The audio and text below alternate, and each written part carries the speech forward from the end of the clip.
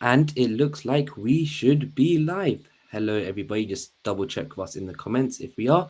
But it looks like everything is good our end. So it's great to see everybody on both YouTube and Twitter. Of course, we've been doing both on dual platforms recently. So let us know how that is going for you guys. And are we seeing some messages in the comments? So hello to everybody there. And of course, for such a big release we had today, we also have a very stacked lineup of panelists. So, firstly, at the top, we'll start with the Shib Knight D. Hello, my friend. Hello, hello. Thanks for having me again. Yep, great to have you on as always. We have V. Hello. V, that's your cue. Okay, it didn't cut off for some reason. I'm sorry. Hello, everyone. Hope you're doing okay, and I hope my internet survives this. Yep. All good, all good. Strider, I think you're muted, but stop checking you. How are you, my friend? I'm all right. I just managed to hold off a sneeze to say hi. Hi. Perfect. Well, nice. But also Gregory, hello, my friend. Hey, everybody. Stoked to see y'all. Yep, great to see you all. And we have someone returning from who's not been on for quite a while. We have Chase. Hello, my friend. Hey guys, how's it going? Thanks for having me back. Great. Great to have you on again, my friend. Always a pleasure. And excited to hear what you and everybody else is thinking after these long weeks, and lots of hellos in the chat as well. Wow, we're getting a lot of them. Great to see everybody here on YouTube and Twitter as well. So yes, let's start about it. Let's start. We got quite a lot of images, and I just want to hear everybody's first thoughts. In the trailer, we saw our first look at Annatar. Now, since then, people are kind of 50-50 on it, but since then, we've been getting a few more looks at him. This is our most recent look. What is everyone's thoughts on Annatar? I'll switch up. Greg, we start off with you. How do you feel like when we first saw him in the trailer to how we see him now? You know, I have to say it's growing on me. Something about it, maybe it was just the transition. You know, I had Halbrand in my mind or something, wasn't working for me at first, but I really am starting to like this version. I mean, obviously, ultimately, it's going to come down to the actor and how charismatic they are. But I do think, as far as just sort of the look, it seems to me that they're getting it right, and I'm looking forward to see all the interplay with all the characters, and hopefully seeing them taken by Annatar's charisma. 100%, and it'll be interesting to see, yeah, with that charisma and everything, how that will all play out. And also, we have another interesting thing, we have one Annatar to another, because if you guys didn't remember, Chase voiced Annatar for our Tolkien Reading Day video last year. So, as someone who has an awesome job. Yep, exactly, and someone who's had a few experience with the role. Oh, thank you guys. Thank you. I mean, look, maybe I'm biased, but I do think I wish they had led with this. I wish this had been season one. As much as I loved the Halbrand reveal, I think that was cool, and that added to a very fun guessing game of who's who in the first season. I really stand by the fact that had this been season one's introduction to the character, it would have been received better. And also, I think for purists out there, they would have been like, "Oh my God, this is amazing!" And he looks great. I think those first few images, I don't think did it justice. Maybe it was angles or something with the hairline and everything. I know everyone was very very mean about Charlie's hairline, and I felt bad because I was like, "Look, it's just a wig and whatever." But this shot here is beautiful, and it is so.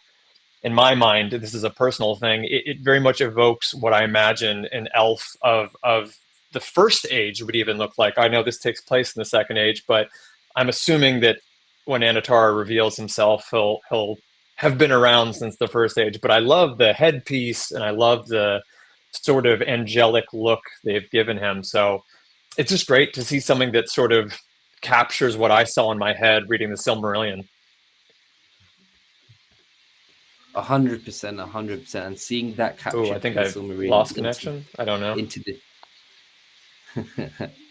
Yeah, but no, you're right there, and I feel like what we've seen in the Silmarillion pictured, hopefully we'll now see that on screen. And D, I saw a comment here that I wanted to let you. I think my maybe connection comment is gone. If anyone can hear me.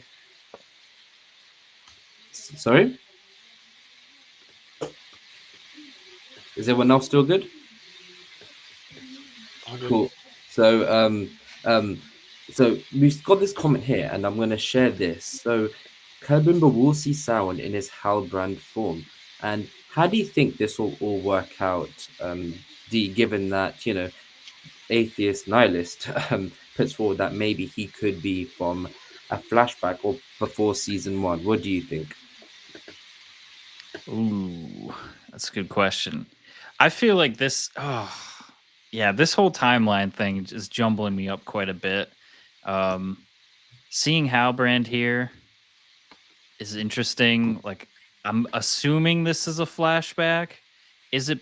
Are they going to potentially do some kind of like camera work where it's like you see Annatar form, then it goes to this Halbrand form as he speaks, and then back to Annatar form? Could that be what they're trying to pull here?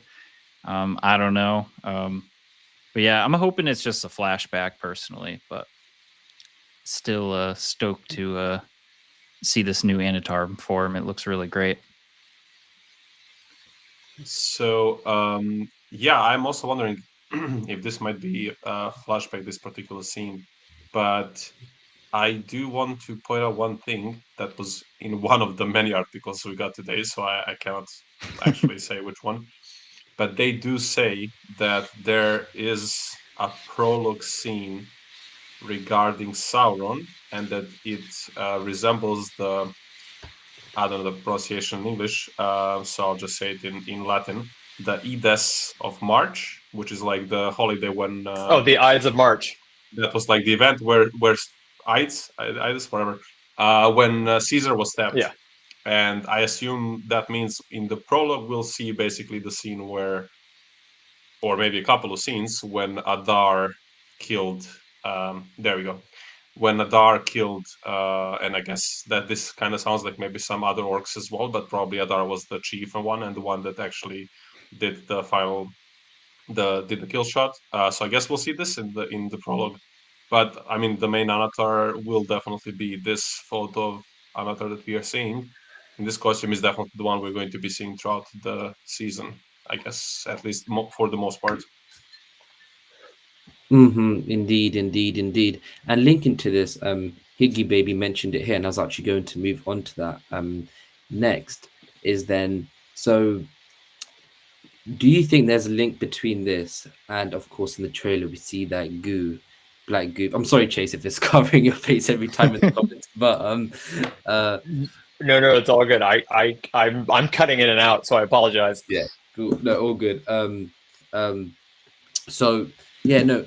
Do you think this goo is anything related to what we're gonna see in this prologue scene, almost at the start of season B? What do you think?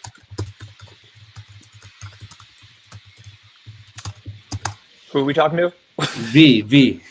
Okay, yes. I missed that. For some reason, it always cuts when you say my name, so I don't know who you're talking to. But anyways, I hope it's getting good. I think it was one of the theories, at least on Twitter, that I've seen. Especially when they made I think they revealed that there will be flashbacks of some sort. And I think it's the most realistic as well theory that this thing is Sauron. So if I had to guess, it would be like 99.9% this is Sauron. Yeah. And yes, we'll have to wait now. Yeah, if I can jump in, it seems like almost like fantasy property, but like I couldn't take form again, and so when Sauron is killed, he returns to this sort of primordial sort of goop. 100%. And I feel like he has seen this transformation, and it was interesting. The showrunners actually mentioned, I'll find the quote in a second, but I'd like to hear everybody's thoughts on this. They said you have to almost feel sorry for him. What's everyone's thoughts on that? I understand. Oh, you started. You can go first. No, you can go first. I've talked recently. I was two quick things. First, the goop thing is also very canonical, right? Every time Sauron's physical form is destroyed, it takes a greater amount of his life energy to sort of reincarnate himself. So I like that aspect. As far as feeling pity for him, I mean, I don't know. I think that's a bit far unless they find some way to show us his original fall, like before he was evil, going back in the First Age, before, before Melkor, swayed him to his side. If we saw primordial Sauron, I could buy that. But anything they show us is going to be after he's already committed horrible atrocities. So maybe you're like, oh, that's a pretty brutal way to go. But I don't know about pitying him, completely. It's not like, it's not like Gollum, right? Where it's a creature that was so pitiful that you couldn't help but feel compassion, as Bilbo did. Sauron has always been a really bad guy since nearly the beginning of time. And I think that is a fair take. And the way maybe the showrunners put that together is an interesting thing about, because they've almost tried to go that route kind of with Adar originally. So, almost feeling pity for him, because there was a big debate season 1. So yeah, it's interesting how they are leaning in that with their villains. And another thing that, funny enough, Sauron also mentioned was that today's articles said we will see how hard it is to kill someone even without the One Ring, and how brutal it will be, probably flashback scenes. So what do you guys think about this? How hard it is to kill Sauron? What do you think, D? Yeah, I'm excited for that. I somehow managed to read all the articles today, the millions of them, and I was seeing a lot of references to the Frozen Fortress being shown at the beginning. So that's definitely tying in the whole Adar plot to this too. So I think we're going to see some showdown between Adar and Sauron, which would be great. And maybe that's where they can show a little bit of sympathy with Sauron. I don't know.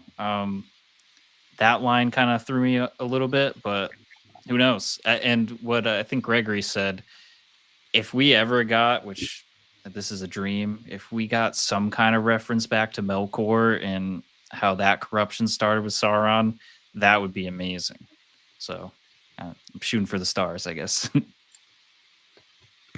Yeah, and we'll just have to wait and see how that plays out.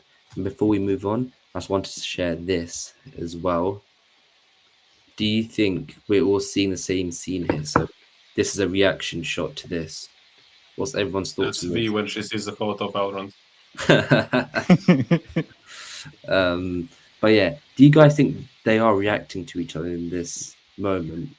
And this is maybe the reveal scene that he is the Lord of Gifts? What do you guys think? Could be that this is maybe like the I moment mean, where, definitely because, Kevin. he seems to be like half turning, so it might be that he is called out, maybe like in a similar way that Galadriel has that scene when she calls him out finally at the end of the first season. Might be that he's leaving or something, and then Celebrimbor calls him out or whatever, and then he's kind of turning around and being like, and then we get that shining scene where maybe he goes on, brightens up with his all full power. No, I really like the idea, and it'll be interesting again how that interaction will even go down. Gregory, do you have anything to say on what Strider said about that? I'm gonna pass the torch on this one. Cool. Because I feel like maybe V was can about back to say something. Yeah, V. Yeah, so I was saying, I believe definitely that this scene with Celebrimbor is when he sees Annatar probably entering his workshop for the first time with the new form. But I don't know if the Sauron still is from the same scene. Maybe it's some. Also, I don't remember if it's a part of the workshop, the background. I mean, so I'm pretty sure Celebrimbor is reacting to Annatar, but I'm not sure that the previous image that we saw is Annatar first entering Celebrimbor's workshop. So yeah. Indeed, and I feel like that's the crux of it all. Where is it in the point of this whole chronology? And we'd love to hear what you guys think as well, 100%. But I feel like let's we'll get back to Sauron and Celebrimbor in a bit. There's one really interesting thing that I wanted to mention to you guys for us to discuss next. And let me just pull it up one sec, because I thought it is a really interesting way that they are handling this. Galadriel remains alone in season 2. In season 1, her friends didn't believe that the Doctor's back, and now she's in the upcoming season, and they don't trust her because of what happened with Sauron. That is very interesting. Does anyone want to tackle this first? How they're approaching Galadriel in season 2 in regards to this? D? Chase wanted to talk about, but let's go to Lee. Oh, yeah. Unfortunately, Chase had technical issues, so he'll be back another day discussing this all. So that's why you've got me substituted in for for a little bit. But yeah, I'll take that. Yeah, thank you, man. Appreciate that. But yeah, let's talk about the top. D, what do you think about this approach to Galadriel that they've shown here, that we're going to be seeing in season 2? Yeah, I think it's going to add some interesting conflict for the season, so I look forward to seeing it. It's definitely going to be challenging. So we left season 1 with Galadriel discovering that Halbrand was Sauron, and then Elrond finding the scroll in the river and probably putting the pieces together that Halbrand potentially could be Sauron. So Elrond's in the know, I would say, somewhat. So how are they going to tackle that? It's going to be really interesting. I'm hoping Elrond's acting as a friend and is on her side and will kind of vouch for her. Meanwhile, we might see Gil-galad and others more wary around her, because we kind of saw a little bit of that in season 1 too. But I guess that's kind of my take so far on it. Interesting. Yeah, Gregory? Yeah, I have a little bit of a strong opinion about this, and it's a little contrasting. She's the only one who is like, guys, Sauron isn't gone. We got to pay attention and figure out where he is. And so for them to be like, well, you found out, but he also, the guy who we call the deceiver deceived you in the process of you Sherlock Holmesing this, seems like a little rich for me. And I also think that it brushes up against maybe one of the deeper things that has been something I've struggled with this show so far. That, this is just initial impressions. I hope that they do this, that I'm proven wrong when it comes out and stuff. But in the Lord of the Rings, the books, also in Peter Jackson's Lord of the Rings, and I think even in the Silmarillion, there's this stronger sense of like will and sort of like high intense, like, and drama and grandeur about like the right thing or the moral thing, or and even the corruptions are big. Very few things are super petty. And I feel like the way that this is described to us feels like a little like high school drama-y, and maybe it's not that when we see it on screen. Maybe it's deeper and richer, but I think that the first season did have a little this sort of like slightly smaller minded back and forth, or maybe a pretense at like large high scale drama, but never fully achieving it in the way that the Jackson films did. And so that's how it reads to me. I hope I'm proven wrong, and that this ends up being like a really masterfully crafted sort of plot line, but that's just my first impression. I think I agree with you, honestly. I think this does sound like potential high school drama kind of thing. Like, he was the end right. Like she was wrong the way she went about it, but still, like she was right in the end. And like if they are like, hey, but I mean, I don't know. Maybe what this implies is that they will be angry at her that she allowed to get the rings done after learning this was Sauron. If they use that, I can then kind of see like, okay, you shouldn't have done that. But to be fair, like that whole plot, everything that involves Galadriel, Halbrand, and kind of the making of the rings, all of those things kind of feel forced and contrived in the first season. So to argue about one element of it kind of invites arguing about the whole thing. But yeah, I hope they kind of go away from that, as Gregory said. But I want to just point out how cool this photo is. Like this costume looks sick. Like it's just beautiful. Look at that costume.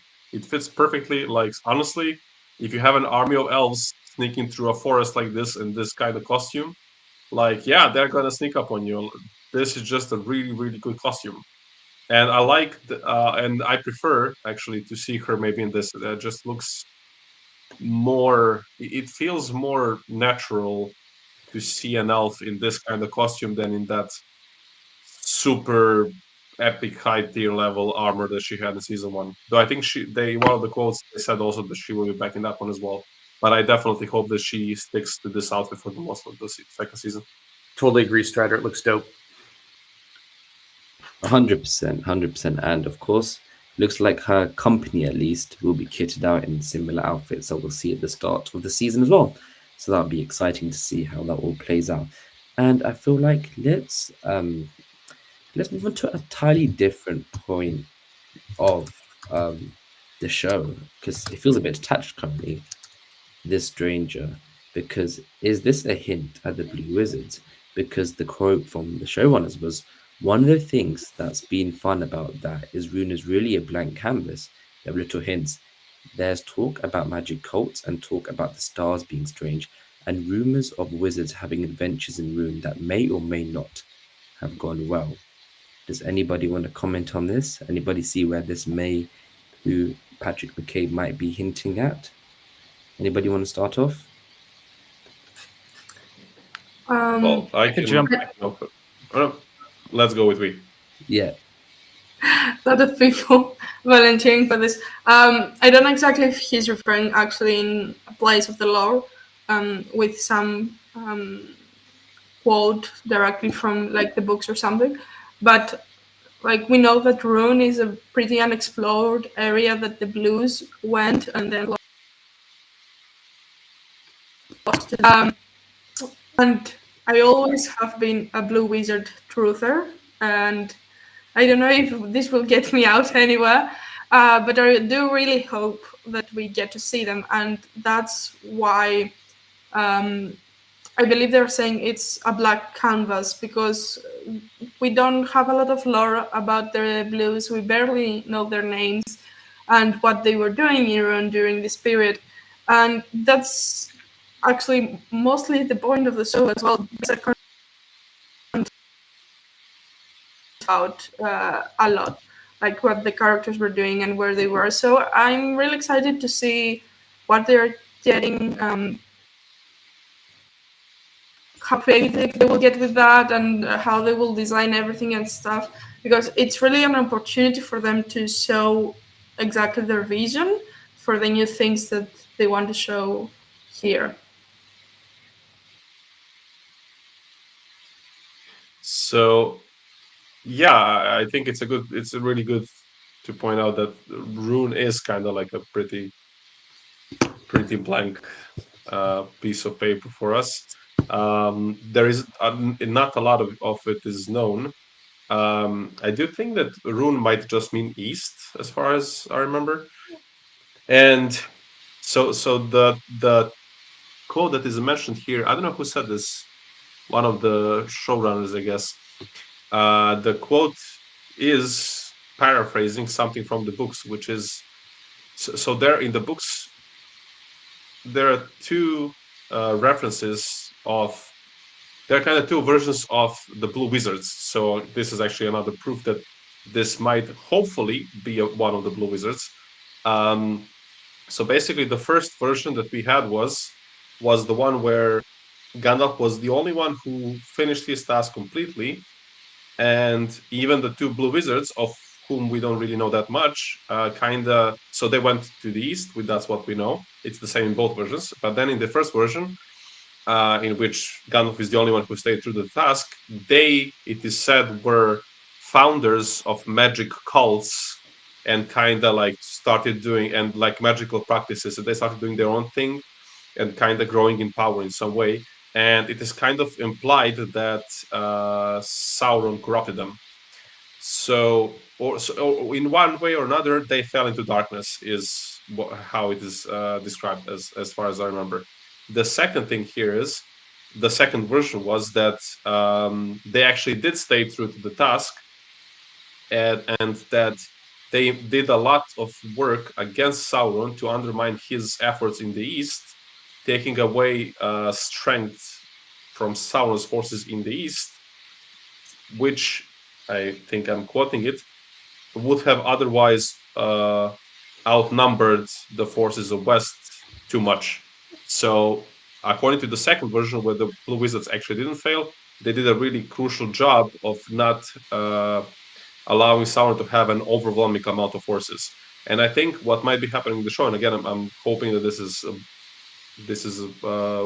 we are seeing Blue Wizard on screen now, is that they might be combining one of them who fell into evil, to darkness, and then we are having the stranger who is like the other one, who is going to maybe fight this other Blue Wizard who fell into darkness. So that's my hope, and that's also a little bit of lore.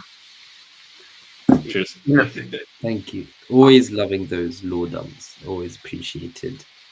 I think that's really, you guys are spot on. And I wanted to say something along the lines of what Troy is saying in the comments. So I'm just going to sort of repeat what he's saying here, that they, in the article, as you see that Harry just put on screen, that they name drop Saruman and Gandalf.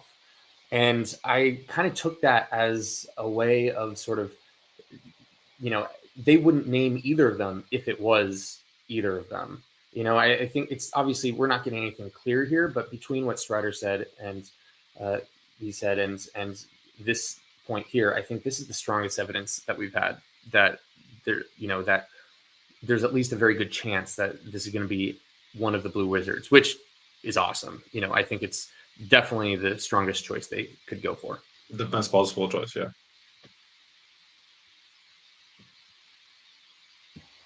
Definitely. We'll even ask you guys in a second, if as a poll, what you think or who you think the stranger could be. And again, it's a very interesting thing. But one final thing I wanted to mention is that in season 1, one of the biggest things they talked about was mystery boxes. Well, the biggest criticism for the show is mystery boxes and having them everything be a surprise. But here they say anything. Despite what some people might think, we're not really about a game. We're not really about a puzzle. What do you guys think about this? They're almost trying to pull away from the fact that they're saying that, oh, who is the stranger? Who is Saruman? Etc. etc. V or D? V or D? One of you. What do you guys think on them almost starting to push a bit away from this mystery box aspect that people associate things of power with? I could go first. Me personally, so I love film, I love TV, so I'm coming from that aspect, not just the lore. I feel like what they did in season 1 was fine with the quote unquote mystery boxing.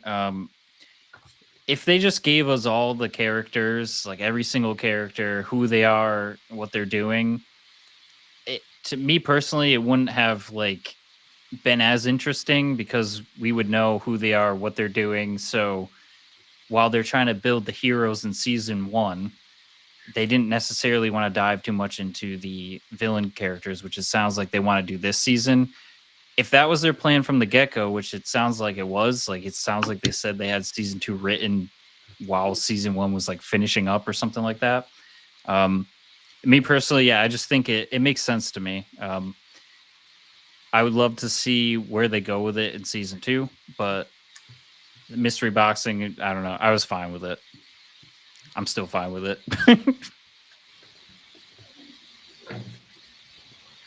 I think it was one, actually, in my opinion, of the good qualities for the first season. Okay, we didn't have a lot of people to guess who Sauron is. It made very good memes, and all in all, it was engaging with the community. Like, if you were on Twitter during season 1 airing, until the the revelation of Sauron, who was it, every episode that came out, you will take more hints and try to get. And to be honest, when you have a second age where Middle Earth is more about mischief and Sauron trying to fool the elves, that's basically also the spirit of the season of the second age, in my opinion. And now they're going more like the books, like the audience know who Sauron is. And who Annatar will be, but Celebrimbor doesn't really know. And that was from Silmarillion, like the space, the few pages that we have of the Second Age and the making of power, where everyone knows who Sauron is when you're reading and who Annatar is, but the elves don't really, and you watch them fool themselves. So I think we are getting like season 1 is the introduction, and season 2 is starting to get a bit more straightforward. So it was kind of necessary to have the engagement in season 1. So yeah, that's it.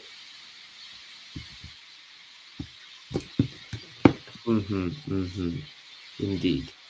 And we'll just have to, yeah, not long now before you end up finding out. But I feel like let's for a second again do a bit more jumping. Stride, I think I'll let you start off with this because you seem to be the biggest fan of Numenor. What do you think of this details here that we're learning about with this division that's beginning? What do you think? So first of all, I think it's an interesting quote because they do say that. So we're going to see the old quarter of the capital city, Numenor, and a quick shout out to first season.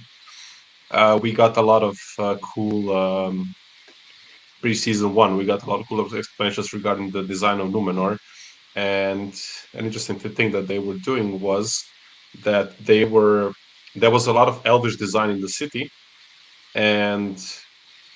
but the way they did it was the elvish design, the buildings that were of elvish design were all shown having deteriorated to some degree, while all the Numenorian stuff, like the stuff built by men of Numenor, was kept clean and in good shape. So I think we might see something pretty cool with this old quarter of this capital city, because it should presumably be with a lot of elvish influence, and I think it's always cool to see that, especially because Numenor was seriously gorgeous in the first season.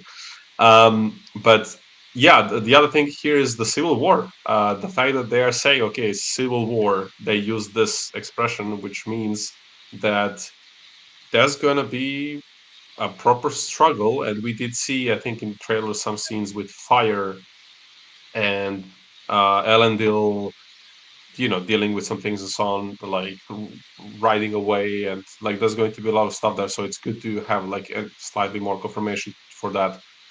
But there was also a cool quote today from the actress who plays Miriel and the actor who plays Pharazon, and they both had really cool but very different quotes from each other. Like, she was approaching it from, "Hey, what do we want? Do we want to keep Numenor in peace?" and so on and so on. While Pharazon's actor was like, "Hey, yeah, we kind of think we need to. Yeah, this is it, Harry, you're a wizard." So yeah, she says that she's trying to like navigate this chasm that they're in, while Pharazon's actor says that they need to clean up the image of Numenor. So that's where the conflict comes from, and it's really cool that both actors were set like thinking in a way that their characters would think. But I think the photo was, and I'll let us jump to another person now. I think the photo looks amazing, and I think I saw a comment, and it's a good point that it seems like that Pharazon has a pin on his shoulder, and it looks like that photo looks like he might have already taken up the power in some way, at least when this photo is taken. But also, like, the costumes just look so good, and it's nice to see depth in photos where we are seeing bigger rooms that we can actually imagine are in a proper palace. And I'll stop here. Anyone else? Gregory, do you want to comment on all this? Yeah, I feel like we should. absolutely. Yeah, I feel like we should go back to this first because Strider, of course, very well mentioned it. Oh, Yeah, let's delve into this part. so cool to see two actors sort of living the point of view of their characters. I mean, if anything, I read that as a very good omen for sort of, the way these characters at least are going to continue to be portrayed. It'd be, I don't want them to be too analytical and see too much of the other person's side, because that's why, if this is how we want to see that come out through the characters. So for me, that's exciting. And I think generally speaking, in addition to what Strider was saying about it looking gorgeous, which especially the Numenor itself looked gorgeous in the first season. It does seem that they're like starting to make tracks on the elements of the necessary plot of Numenor that for like us to get to like A to B to C within the context of the really cool ultimate arc of Numenor. And I was a little worried about how they're going to handle that. So for me, it's just nice to see, little signs and inklings that we're heading down and hitting some of these major points. And I've got my fingers crossed, but I'm excited to see how it unfolds. One thing that's interesting too is I feel like I can empathize with both sides of the Numenor struggle. Like seeing Pharazon's point of view and how he's kind of banding together. I know there was the controversy of the elves are trying to take our jobs and all that, but it's a real concern for the citizens of Numenor. So it's going to be interesting to see how the empathy builds for each side of this conflict, and I hope they keep it up, because right now there is an internal conflict in me of who to support, because even the actor that plays Pharazon's so good. So I'm like rooting for him, which may or may not be a good idea. I have a question. Based on what you're saying, understanding where he's coming from and all that, do we think, I want to hear what all you guys think about this. Do we think that he's entirely motivated by greed and power and already at this point, or is there, which I think is ultimately where canonically it seems that Pharazon mostly falls, at least from the way Tolkien writes about it, or do you think that this really is a deeper character who's maybe in many ways pre-fall, in a sense, like his hubris has not gotten out of hand yet, he really does want the best from Numenor at this point? I think I could see arguments both ways. What do you guys think?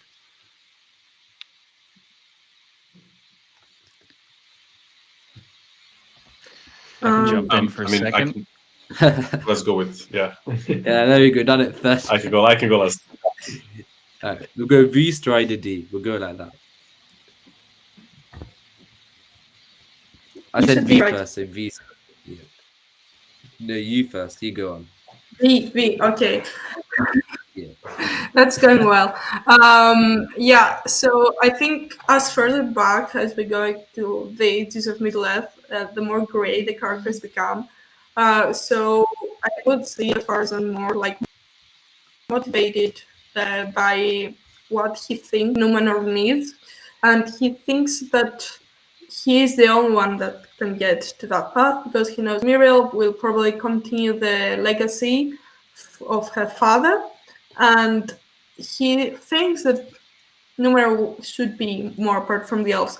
Also, We know that there will be a priest in Numenor that will play some role. So I don't know if he will influence Pharazon as well, to like get that. So yeah. Interesting. Strider? So I think, first of all, it's a good question. I do think that Pharazon, at least at this point, thinks that he's just doing what's best for Numenor.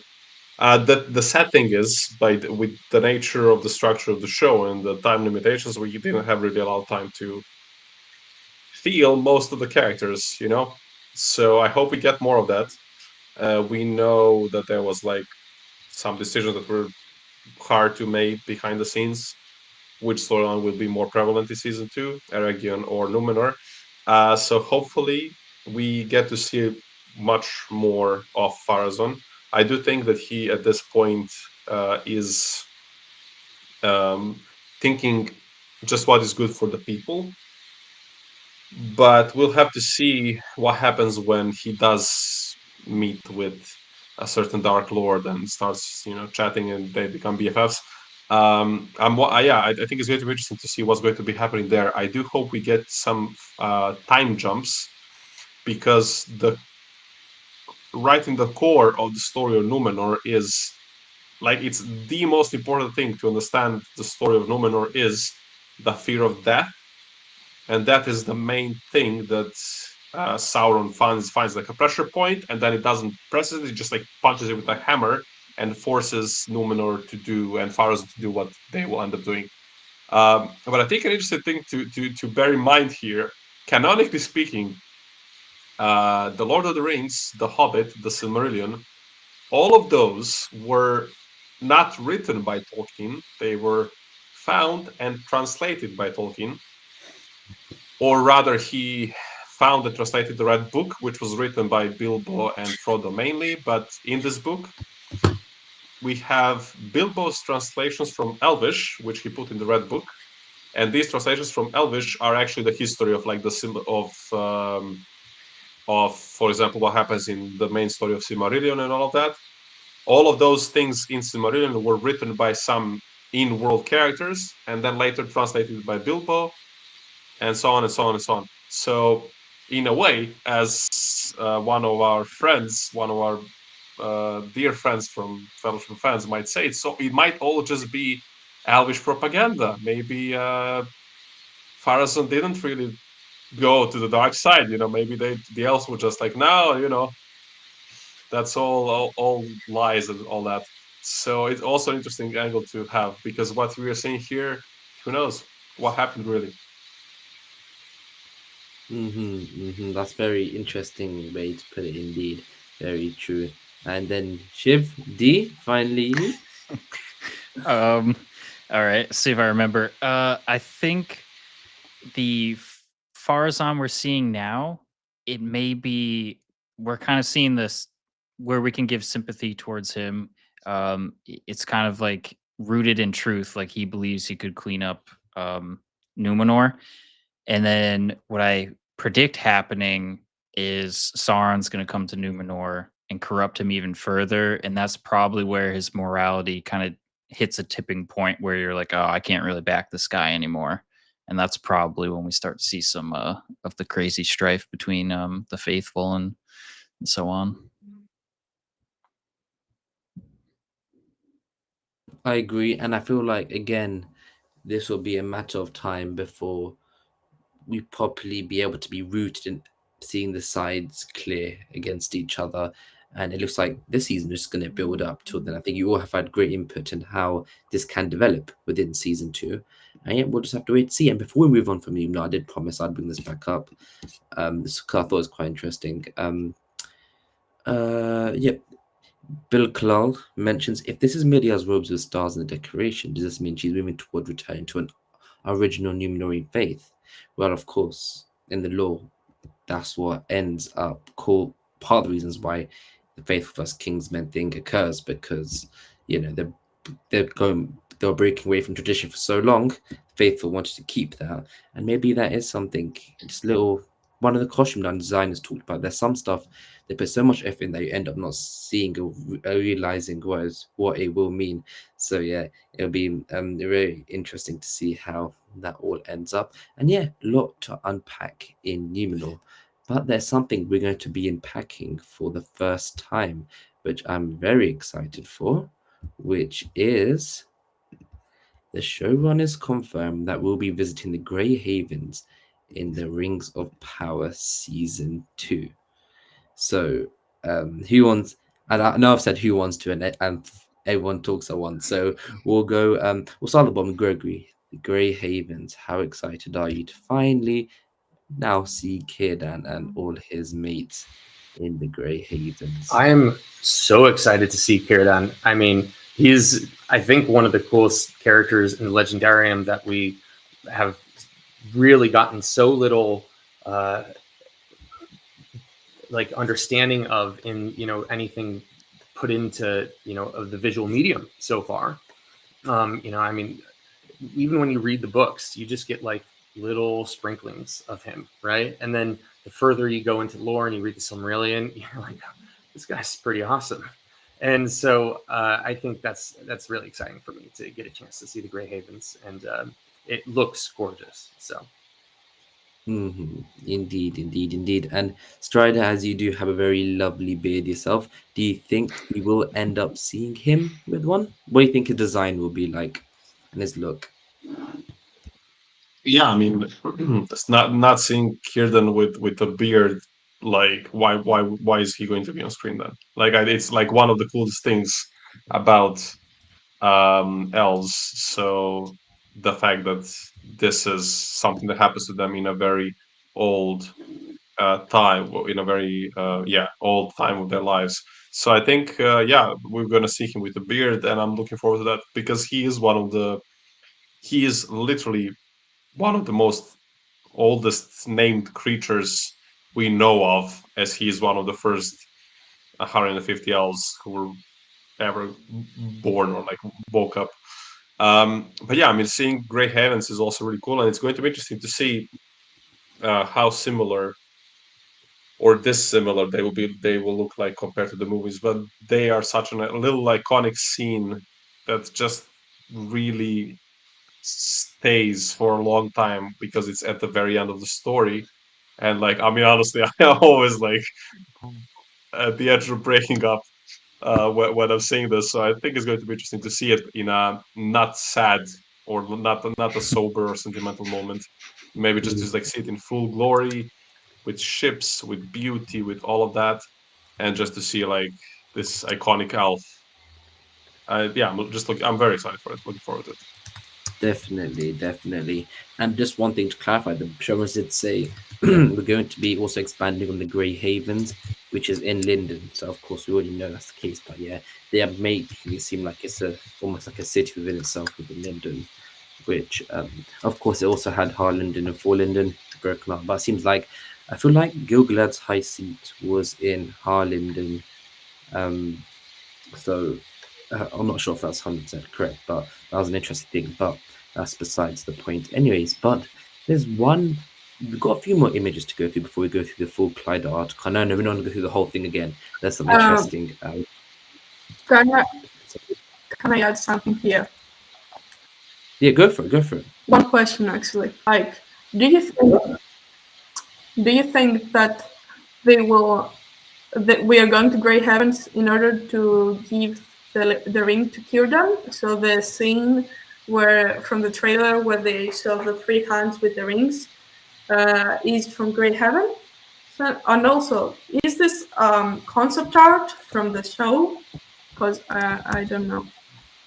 Sorry, no, this is not concept art. This is just someone doing ink drawing from the rings from the Lord of the Rings movies. So sorry for that second part, but I feel like they're all going to receive their rings in Linden from what I've seen like in the images, unless they did all go to the Grey Havens and have a little council. That's what maybe could potentially be the case. But yeah, it's interesting if we will end up seeing. We had one of our leaks saying in episode 1 he is going to be angry with Galadriel and Elrond, so it looks like that might hold up as well. So yeah, that's a very interesting question, and maybe we do end up seeing it there. But yeah, we'll just have to wait and see. But there's another thing. Actually, before we go on to wait and see, we'll just quickly mention how cool this armor is. Like every time you see it again and again, it's getting better and better. V, I'm sure you want to a quick comment on this before we move on. Yeah, so we quite have seen it in other images, but I think this is the better one. Outside of battle, not like scrammed or anything. So we can see a few elements that hints to the story of Edward. First of all, the wings. We have it as a tribute to his mother Elwing, and I think it's beautiful that not only did they have it on his outfits in season one, but they bringing it to battle, because I think it's very important to connect him to his heritage. He basically lost his parent when he was really little, so these little elements of him carrying them with him in battle, I think it's really important for his character. Also, we see the two trees, Laurel, help me with the names, and Tulperion, in his chest plate, and they're sort of merged together, which reminds me of the dagger of Finrod, which had silver and a gold part on it. So I really like this, that they are using this element. My only sort of point, the helmet, to be honest, looks a bit big. I don't know how it will look in battle and stuff, but we can see that it straps right down there, and it's honestly really beautiful and seems really practical. One thing that I wanted to touch also from the image of Galadriel, they seem to have the same coat above, like Elrond above his armor and Galadriel above her outfit. Do you think that could be like a prototype of what quotes Galadriel will be making in Lorien later for the Fellowship, because they look the same color, but it's not exactly there.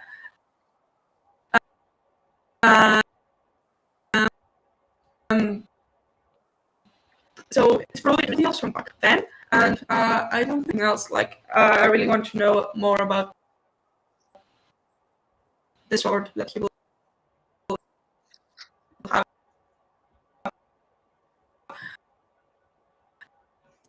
I think we've seen it. Yeah, I think you sorry, you cut out for the last about 10-15 seconds, but I feel like you were talking about the sword and everything, and I feel like it'll be really I wanted to see. Yeah, and as you can see a bit of it here, and hopefully we will end up seeing that in battle as well. Yeah, so that'll be really exciting to see. But now moving on, we have this. Do you want to start off with you, Shiv? Sure.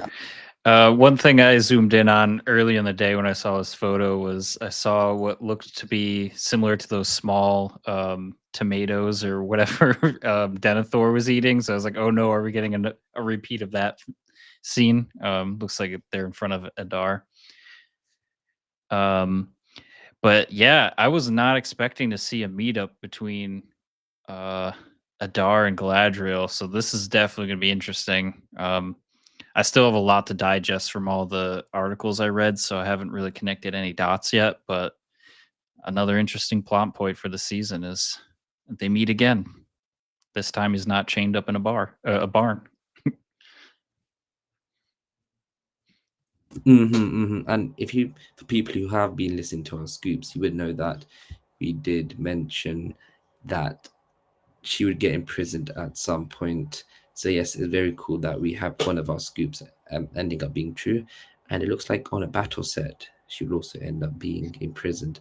But as some people have been jokingly mentioning, are they on a date or something, and have been seeing some parallels and jokes similar to the Pirates of the Caribbean, when think they're all on the table. I think the first part. Yeah, all the captains before they did their piece of eight. So that was quite funny. Similarities there. But yeah, Strider, what are you thinking about this? What are your thoughts? It's quite interesting. It's out there. It is. I think this was my favorite photo of the day, which says a lot because, as D said, like, what, who expected this? But actually, now that I think about it, like, yeah, we did actually say that she gets imprisoned at some point. So this is a confirmation of that, and I mean, to be fair, it does make sense that Adar, being a gentleman that he is, would invite her for dinner and treat her with respect that she does deserve, being who she is, of course. A high-ranking, noble person and general and so on. So, but it's interesting. I completely forgot that this is possible. But I think it's interesting, yeah, also as mentioned, that this is not happening now. Nobody's chained. Actually, this is also a really good switch compared to first season because Adar was chained, laying on the floor in the barn, while here Galadriel is at in his own, um, I guess, cottage, tent, whatever, being treated with the most respect one can expect on a battlefield. So it's interesting, and I'm really excited actually about this because Galadriel has a lot of growing up to do, and she had a lot of she had a very dark character arc in first season, so she has to really go through a lot to get close to Galadriel we know from the movies, and it seems like Adar might be one of the key checkpoints on this journey because in the first season he definitely had the moral upper hand by far, at least in many ways. So yeah, I'm really excited about this, and I'm really looking forward to anything with Adar. Honestly, Mm-hmm. he might be my favorite character of the show and the one I'm most excited about. Yep. And I hope I'm probably not the first one to make this joke now, but it does look like there's meat back on the menu, as you can see right there as well on the table. There's definitely a lot of meat on the table. Mm. But but yeah, no, very interesting to see how that plays out. And Gogi, do you hope that there might be an interesting dynamic between their face for season one and now they're one in season two? Do you think there'll be parallels or anything? Tables are turned, and as I mentioned, the authorities changed a bit. Well, first off, Shiv, I think the dating app Adar is on is called Dark Daddy. Um, and yeah, I mean, hey, my favorite scene from the first season was the scene between Adar and Galadriel. I mean, I just thought it had such great reversals. Acting was fantastic. The mood was great. It was what I wanted the whole season to be. So I thought they really nailed it. Camera angle. What's that? The camera angle was really Yeah. twisted during the Camera scene. work was excellent. The color correction. I mean, and I'm really intrigued to see how it's going to work with a change of actor. Are they going to be able to keep that chemistry? How is there going to be a bit of a bump, or is it going to be seamless? I mean, it's really, really, really hard to know when you're replacing a actor like this. I think the dynamic will inevitably be a little different, not just from the acting standpoint, from the writing standpoint, but I think that there's a lot of opportunity for cool stuff between these two characters who now have quite a bit more history than they did before. And with so many events sort of changing, I think there's a lot of potential here. So I'm hoping it lives up to it. And this looks awesome. Like, this looks how I want a scene between the two of them to look. So Fair enough, fair enough. And before we continue, just want to say thank you for the super chat from Ring Spectre. Mentions, so quickly discuss this. How is the Adar Sauron relationship at the moment? Is Adar being manipulated by Sauron with the news of the rings that can heal Adar's Uruk to prove him to siege Aragon? That's actually a very, very good theory. Does anybody have initial thoughts on the theory? I quite like it. I feel like it rationalizes Adar for his reasoning to attack Eregion beyond just getting, because Halbrand will have to get back into power somehow, but Adar has all the control at the minute. So how does that play out? Strider, were you going to mention something? Yeah, we theorized right after first season, before we got any actual news or our scoops regarding the second season, that Adar might just die in the season, maybe very early on, maybe in a duel with Sauron or something.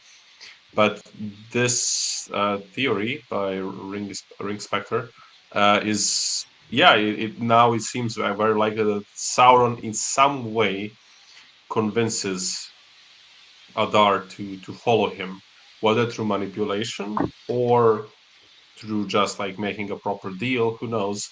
But this is an interesting take, honestly. Like I didn't think I didn't think about this particular idea that maybe he proposes rings might be having healing properties that could help Adar's orcs.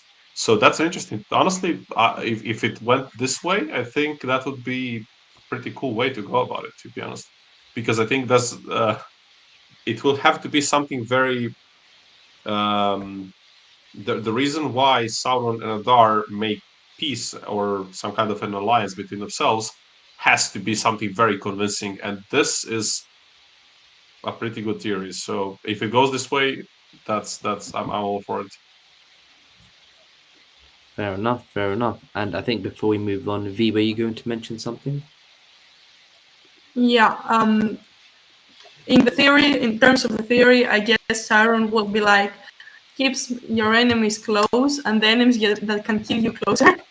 Like, don't forget that Adar tried and thinks that succeeded to kill Sauron. So I don't know how much he would want him back as an ally, but I guess with the ring, he won't be that afraid of him. Not that he was before. But anyways, the thing I wanted to mention is I'm a bit jealous of Galadriel's hair in this scene because I think they've done a great job, but at the same time, it doesn't look like she's a prisoner.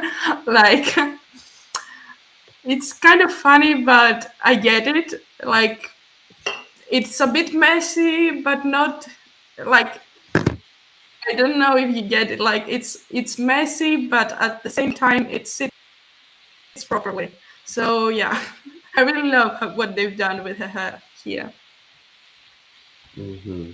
Definitely, yeah.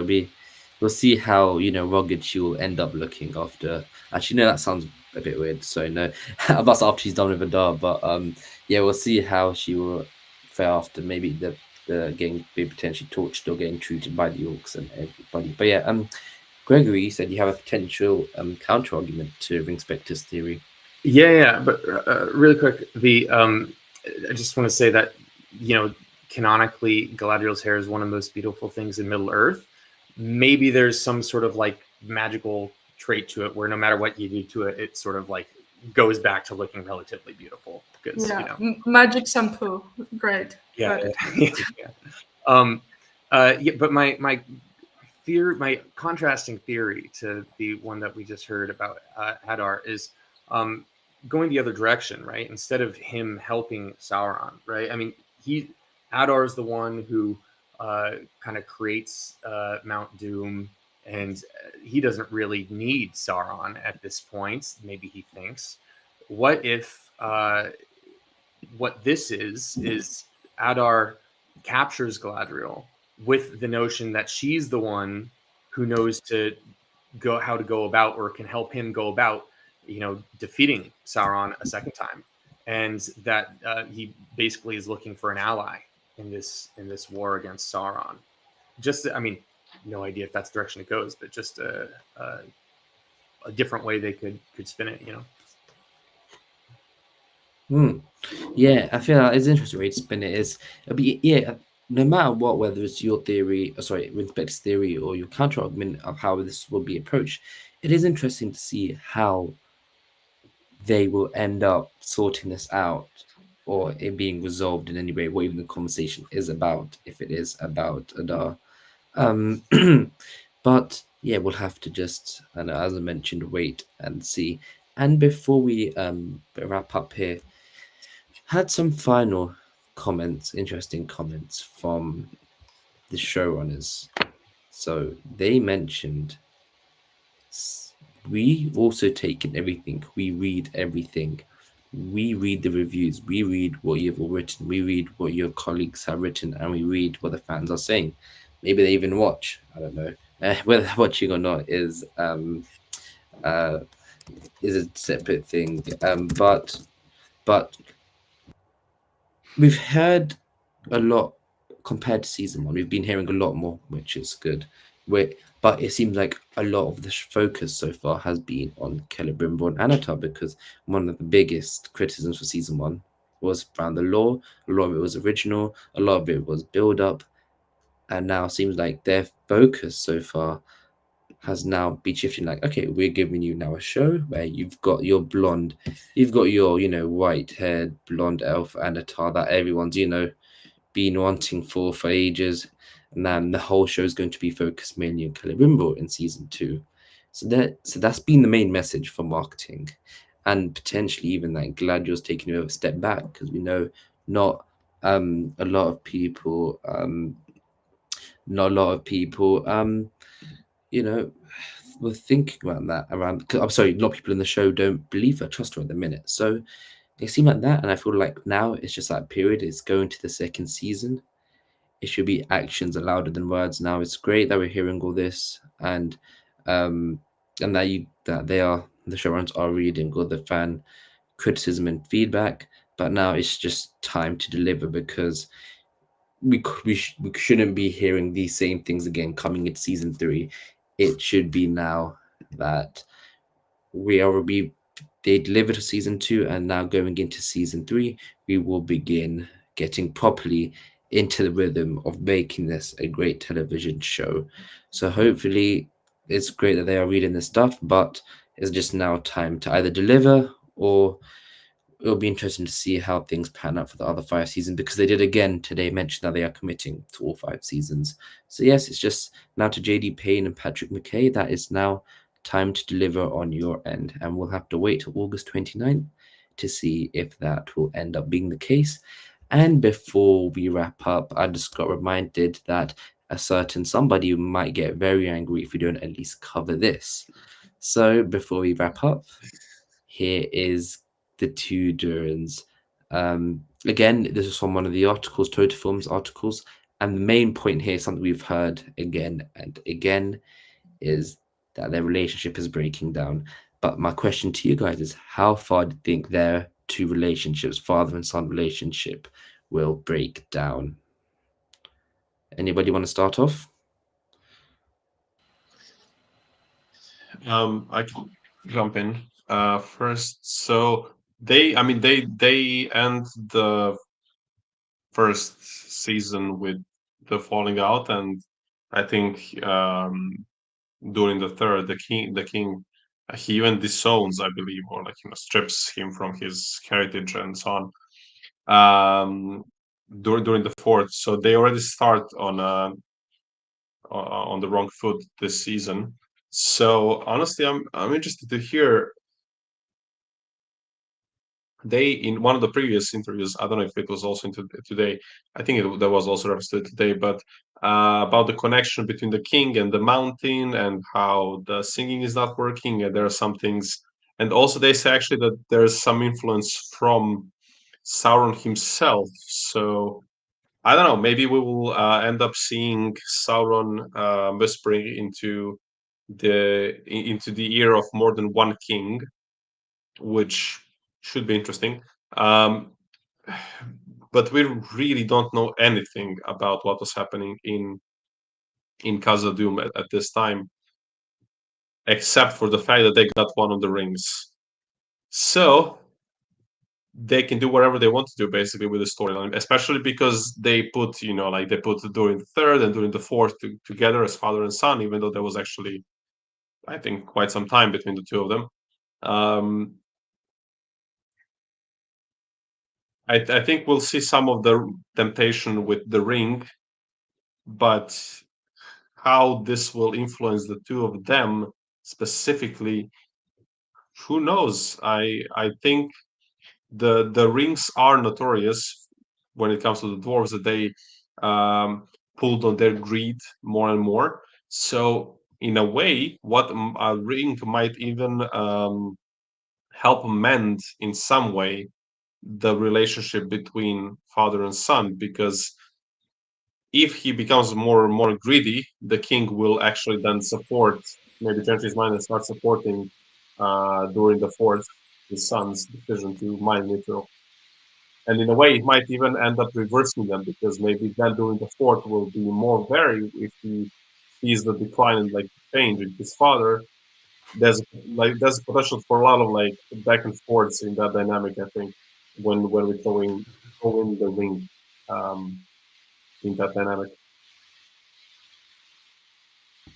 No, I think that's a really very well put, and I agree on all counts. Everybody else?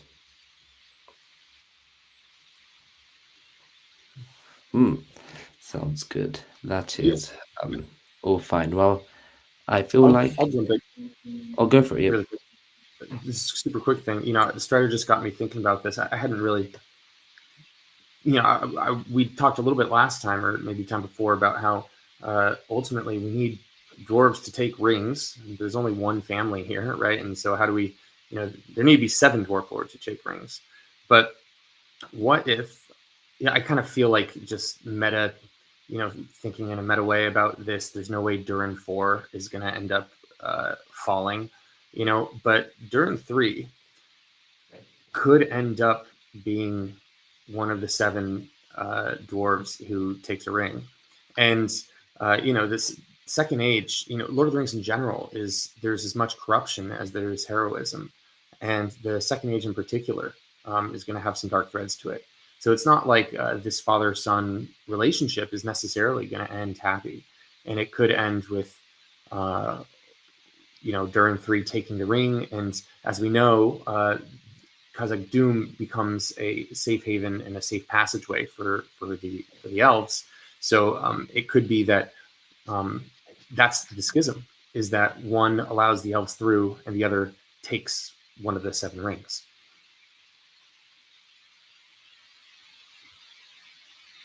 Yeah, I think that's a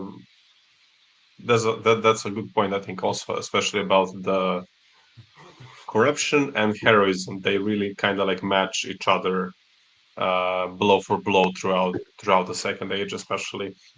Um, yeah, I guess there's just so much room for them to go and anyway with all of this, and yeah, I wonder and I hope whether this storyline will remain the most beloved as it was in season 1.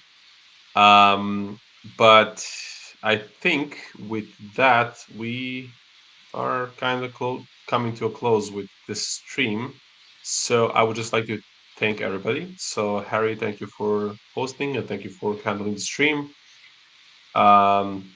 V, D, Gregory, thank you very much. This was a really fun one. We had a lot of cool stuff, and I think, I mean, we'll keep debating on this. Maybe we'll throw out another lore video analyzing all of this. Knowing Harry, it might be there already tomorrow or something. Who knows? He's a